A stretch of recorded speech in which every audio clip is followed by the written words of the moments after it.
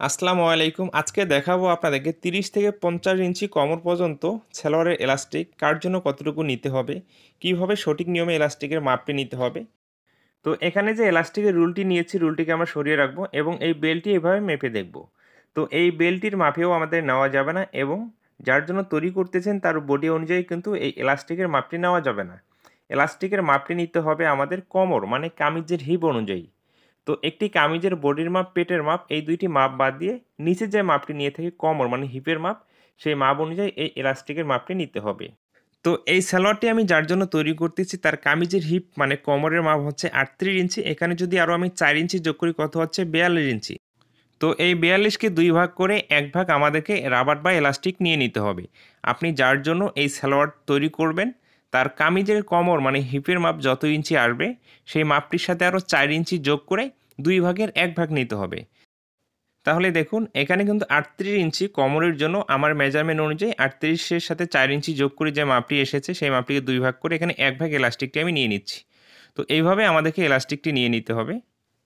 তো এইভাবে মেপে এলাস্টিকটি কাটিং করে নিতে হবে। এরপরে এলাস্টিকটি এখানে জয়েন্টটি দিয়ে নিতে হবে। তো এখানে আবারও আমি বুঝিয়ে দিচ্ছি। তো ধরুন আপনি একজনের জন্য একটি সালোয়ার তৈরি করতেছেন, তার কোমরের মাপটি হচ্ছে 44 ইঞ্চি। 44 এর সাথে যদি আপনি 4 ইঞ্চি যোগ করেন কত হচ্ছে? 48 ইঞ্চি। তো 48 ইঞ্চিকে যদি আমরা 2 ভাগ করি কত হবে? 24 ইঞ্চি। তাহলে যার কোমরের মাপটি হচ্ছে 44 ইঞ্চি তার জন্য এলাস্টিকটি আমাদেরকে 24 ইঞ্চি নিতে হবে। তো ধরুন আরেকজনের জন্য আপনি একটি সালোয়ার তৈরি করতেছেন, তার কোমরের মাপটি হচ্ছে 32 ইঞ্চি। 32 এর সাথে যদি আপনি 4 ইঞ্চি যোগ করেন কত হবে? 32 আর 4 36 ইঞ্চি। তাহলে 36 কে 2 ভাগ করলে কত হবে? 18। তার জন্য কোমরের যে এলাস্টিকের মাপটি 18 ইঞ্চি নিতে হবে। এভাবে আপনি যার জন্যই তৈরি করবেন তার যে কোমরের মাপ আসবে সেই মাপটির সাথে আরও 4 ইঞ্চি যোগ করে সেই মাপটিকে 2 ভাগ করে 1 ভাগ এলাস্টিকটি নিয়ে নিতে হবে। আশা করি যেকোনো সাইজের জন্য কিভাবে নিতে হবে আপনি হিসাবটি বুঝতে পেরেছেন। তো এখন আমরা সঠিক নিয়মে এলাস্টিকটি কিভাবে লাগিয়ে নিব আমি দেখিয়ে দিচ্ছি। তো সালোয়ারের এই অংশটি অনেক সময় পাইট থাকে। তাহলে কিন্তু এভাবে সেলাই দিয়ে নেওয়ার কোনো প্রয়োজন নেই। আমার এখানে কিন্তু পাইট নেই, তাই এখানে মাথা দিয়ে এখানে 2 সুত মুড়িয়ে একটি সেলাই দিয়ে নিচ্ছি। তো এতটুকু সেলাই আমাদেরকে এভাবে সোজা করে সুন্দর করে দিয়ে দিতে হবে। দেখুন আপনি এলাস্টিক বা রাবারের হিসেবটি যদি এখনও বুঝতে না পারেন তাহলে আপনি যার জন্য সালোয়ারটি তৈরি করবেন তার কামিজের বডির মাপ, পেটের মাপ, এই দুইটা মাপ বাদ দিয়ে যে আমরা কামিজের হিপ মানে কোমরের মাপটি নিয়ে থাকি সেই মাপটি লিখে কমেন্ট করবেন। আপনাকে আমি কমেন্টের মাধ্যমে এলাস্টিক বা রাবারের হিসেবটি বুঝিয়ে দেবো। তো এতটুকু বিশ্বাস রেখে কমেন্ট করবেন, অবশ্যই আপনাকে আমি কমেন্টের মাধ্যমেই বুঝিয়ে দেবো। তো এতটুকু আমাদের সেলাই করা হয়ে গেলে আমরা যেটা করব এখন, দেখুন এই এলাস্টিকটিকে এইভাবে বসিয়ে রাখতে হবে। তো এরপরে এই কাপড়টিকে এভাবে ভাঁজ করে এলাস্টিকটিকে ঢেকে নিতে হবে। তো এই কাপড়টি এমনভাবে ভাঁজ করে নিতে হবে এলাস্টিকটি থেকে 2-1 সুত যেন ঠিক আছে বাইরে থাকে কাপড়টি, এবং আমরা যখন এই সাইডে সেলাইটি দেব এলাস্টিকটির উপরে যেন সেলাই না পড়ে। তো এইভাবে সুন্দর করে এলাস্টিকটি ভিতরে দিয়ে কাপড়টি আমাদেরকে এখানে ভাঁজ করে নিতে হবে। এবং দেখুন আপনি যখন সেলাই করবেন এলাস্টিকটির কাছ ঘেঁষে সেলাই করতে হবে। এলাস্টিকটির মানে রাবারটির উপরে যেন সেলাইটি কোনোভাবেই না পড়ে। যদি আপনার এলাস্টিক বা রাবারটির উপরে সেলাই পড়ে তাহলে কিন্তু আপনি এখানে অনেক ঝামেলায় পড়বেন, আবার সেলাইটি আপনাকে খুলতে হবে। তো এলাস্টিক লাগানোর যে সহজ নিয়ম আপনাকে আমি দেখিয়ে দিচ্ছি এখানে। তো আপনি যতটুকু অংশ এইভাবে সেলাই করবেন এতটুকু অংশ আমাদেরকে একেবারে প্লেন করে রাখতে হবে। ঠিক আছে? এভাবে প্লেন করে রাখতে হবে। তো এতটুকু সেলাই যখন হয়ে যাবে তো আবার এলাস্টিকটি এখানে বসিয়ে নিতে হবে, কিন্তু এলাস্টিকটি এই সাইড থেকে এভাবে টেনে সেলাই করা যাবে না। তো এতটুকু জায়গা দেখুন আবারও কিন্তু আমি সমান করে নিচ্ছি। তো আমি একটু স্লোভাবে দেখানোর চেষ্টা করতেছি যেন আপনি খুব সহজেই বুঝতে পারেন এবং কী নিয়মে সেলাইটি করতে হবে, কী নিয়মে এলাস্টিকটি আমাদেরকে রাখতে হবে এবং কী নিয়মে কাপড়টি ভাঁজ করতে হবে। তো দেখুন এখানেও কিন্তু আমাদেরকে এভাবে সমান প্লেন করে রেখে এলাস্টিকটি কাছ ঘেঁষে কাপড়টির উপর দিয়ে সেলাই দিতে হবে। তো এখানে এসে যখন আপনার এলাস্টিকটি শেষ হয়ে যাবে আপনি কোন দিক থেকে এলাস্টিকটি টেনে বের করবেন? দেখুন এই দিক থেকে আমাদেরকে এলাস্টিকটি টেনে বের করতে হবে। তো এইভাবে বাম হাত দিয়ে এলাস্টিকটিকে ভিতরে চেপে ধরতে হবে আর ডাইন হাত দিয়ে এভাবে দেখুন টেনে টেনে স্লোভাবে বাইর করতে হবে।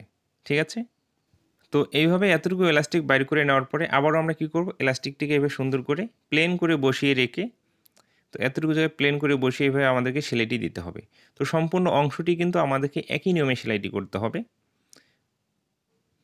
আর এখানে একটি জিনিস আবারও বলে দিচ্ছি, যখন আপনি এই সেলাইটি দিবেন এলাস্টিকটির উপরে যেন সেলাই না পড়ে। এলাস্টিকটির উপরে সেলাই যখন পড়বে আপনার, আমি কিন্তু এলাস্টিকটি টেনে বাইর করতেছি, তাই না? তখন কিন্তু আপনি আর টেনে বাইর করতে পারবেন না।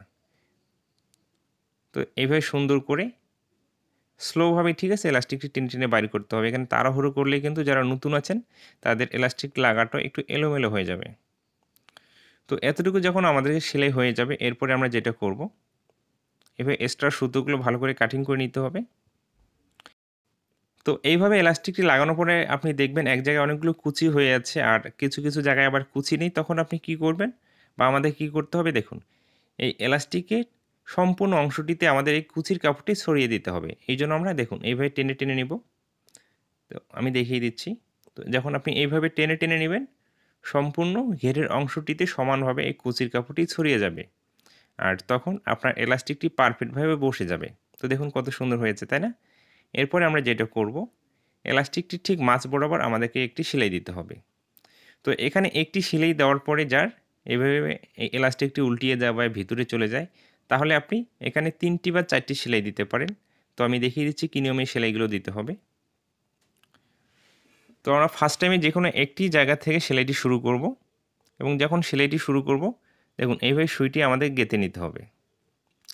নিয়ে এখানে আপনার ৩ হতে ৪ ইঞ্চি কাপড় এইভাবে দেখুন ২ হাত দিয়ে টেনে ধরে কাপড়টি একবারে প্লেন করে নিতে হবে। এভাবে প্লেন করে ঠিক মাঝ বরাবর এখানে সেলাইটি দিতে হবে আমাদেরকে। তো আপনি যদি এভাবে প্লেন না করে সেলাইটি দেন, তাহলে যখন সেলোয়ারটি পরবে বা ব্যবহার করবে, এখানে যখন সেলাইটি খুলে যাবে কিন্তু। আর খুলে গেলে এলাস্টিকটি এখানে প্যাঁচ লাগবে। তো দেখুন এতটুকু করে আমাদেরকে ধরতে হবে এবং এতটুকু করে সেলাইটি করে নিতে হবে।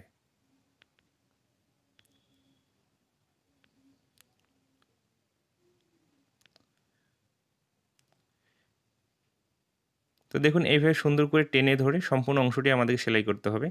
তো দেখুন আপনি যদি এইভাবে নরমালিভাবে সেলাই করেন কাপড়টি কুচি, কুচি রেখে, তাহলে সালোয়ারটি যখনই পরবে এই সেলাইগুলো খুলে যাবে। তো এখানে আমাদের কি করতে হবে তাহলে? ২ হাত দিয়ে, ঠিক আছে, সামনে এবং পিছনে এভাবে টেনে ধরে সেলাইটি করতে হবে। তাহলে এই সেলাইটি কখনো খুলে যাবে না। তো মাঝখানের যে সেলাইটি আমি এভাবে দিয়ে নিচ্ছি। তো যাদের এই এলাস্টিকটি উল্টে ভিতরে চলে যায়, ঠিক আছে? একেবারে আপনি উপর দিয়ে এবং এই মাঝখানের সেলাইটির নিচ দিয়ে আরেকটি আপনি সেলাই একই নিয়মেই দিয়ে নিবেন। তাহলে সেই সমস্যাটি আর হবে না আপনার আশা করি। তো এই অবস্থায় মাঝখানে সেলাইটি দেওয়া কিন্তু আমাদের কমপ্লিট হয়ে গেছে। মানে এলাস্টিকটি লাগানো একেবারেই কমপ্লিট হয়ে গেছে। তো যেকোনো সাইজের কোমরের জন্য এলাস্টিকের মাপটি কীভাবে নিতে হবে, এই ভিডিওতে কিন্তু আমি খুব সহজ করে বুঝিয়ে দেওয়ার চেষ্টা করেছি। তো আপনাদেরকে বোঝানোর জন্য অনেকগুলো কথা বলে ফেলেছি এবং এই ভিডিওটি শেষ পর্যন্ত দেখার পরে যদি ভালো লেগে থাকে অবশ্যই আমার চ্যানেলটিকে সাবস্ক্রাইব করবেন এবং পেজ থেকে যদি আপনি ভিডিওটি দেখেন অবশ্যই আমার পেজটিকে ফলো দিয়ে রাখবেন এবং আপনার কোনো মতামত থাকলে কমেন্ট বক্সে জানিয়ে যাবেন। ভালো থাকবেন, সুস্থ থাকবেন, নিজের প্রতি খেয়াল রাখবেন। নেক্সট কোনো ভিডিওতে আবারও কথা হবে।